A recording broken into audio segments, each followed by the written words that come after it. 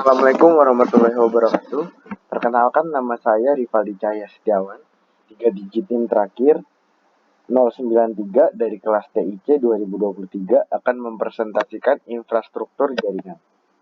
Yang pertama, apa itu infrastruktur jaringan? Infrastruktur jaringan itu adalah merujuk pada berbagai komponen dan perangkat yang diperlukan untuk membangun dan mengelola jaringan komputer. Ini mencakup perangkat keras, perangkat lunak, dan layanan yang memungkinkan komunikasi dan transfer data antara perangkat. Beberapa elemen utama dari infrastruktur jaringan meliputi yang pertama ada perangkat keras seperti router, switch, hub, modem, dan kabel. Perangkat ini menghubungkan komputer dan perangkat lain dalam jaringan. Yang kedua ada perangkat lunak termasuk sistem operasi jaringan, perangkat lunak manajemen jaringan, dan aplikasi yang digunakan untuk mengelola lalu lintas data. Yang ketiga ada protokol, di mana aturan dan standar yang menentukan bagaimana data dikirim dan diterima dalam jaringan seperti TCP atau IP. Keamanan jaringan, solusi untuk melindungi data dan perangkat dari ancaman seperti firewall, antivirus, dan sistem deteksi intrusi. Yang kelima, ada layanan jaringan seperti DHCP, Dynamic Host Configuration Protocol, di mana DNS atau Domain Name System, dan VPN, Virtual Private Network, yang mendukung fungsi dan konektivitas jaringan. Jaringan berdasarkan cakupan, di mana PAN, Personal Area Network. Yang kedua ada LAN, Local Area Network. Yang ketiga ada MAN, Metropolitan Area Network. Yang keempat ada WAN, Wide Area Network.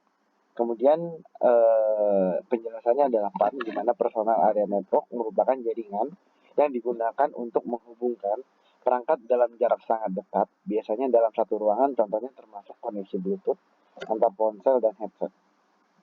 Kemudian ada LAN, Local Area Network, jaringan yang menghubungkan perangkat dalam area geografis terbatas, seperti rumah, kantor, atau gedung. LAN memungkinkan perangkat untuk berbagi sumber daya dan data dengan cepat. Fungsi LAN antara lain untuk berbagi sumber daya, berbagi data, konektivitas internet, keamanan, komunikasi, manajemen jaringan. Kemudian ada MAN, Metropolitan Area Network, jaringan-jaringan komputer yang menghubungkan beberapa lokal area network dalam area geografis yang lebih luas, biasanya dalam satu kota atau wilayah metropolitan. MAN dirancang untuk menyediakan konektivitas antara berbagai lokasi seperti kantor, sekolah, gedung pemerintah. Fungsi MAN untuk konektivitas antar lokasi, berbagi sumber daya, koneksi internet bersama, dan komunikasi efisien.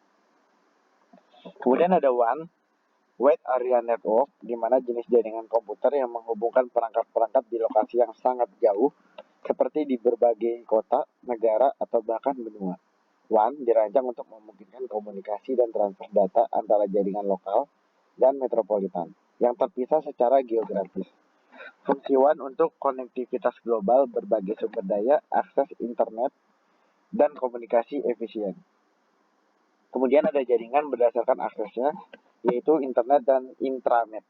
Yang pertama yaitu intranet, adalah jaringan internal yang digunakan dalam organisasi atau perusahaan untuk memungkinkan komunikasi dan berbagai informasi di antara karyawan.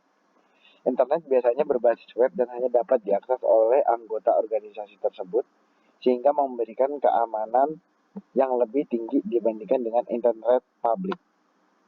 Kemudian ada internet, adalah jaringan global yang menghubungkan jutaan komputer dan perangkat di seluruh dunia.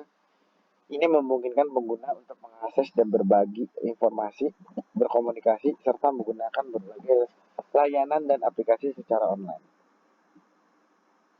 Kemudian ada topologi jaringan. Yang pertama yaitu topologi bus, di mana semua perangkat terhubung ke satu kabel utama atau bus.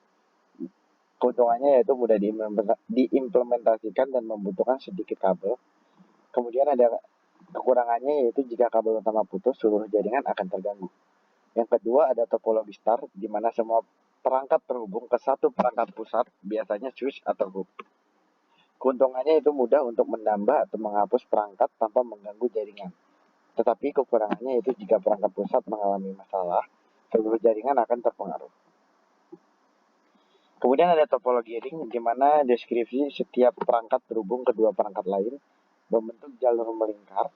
Keuntungannya itu data mengalir dalam satu arah, mengurangi kemungkinan tabrakan, tetapi kekurangannya yaitu jika satu perangkat gagal, seluruh jaringan dapat terputus.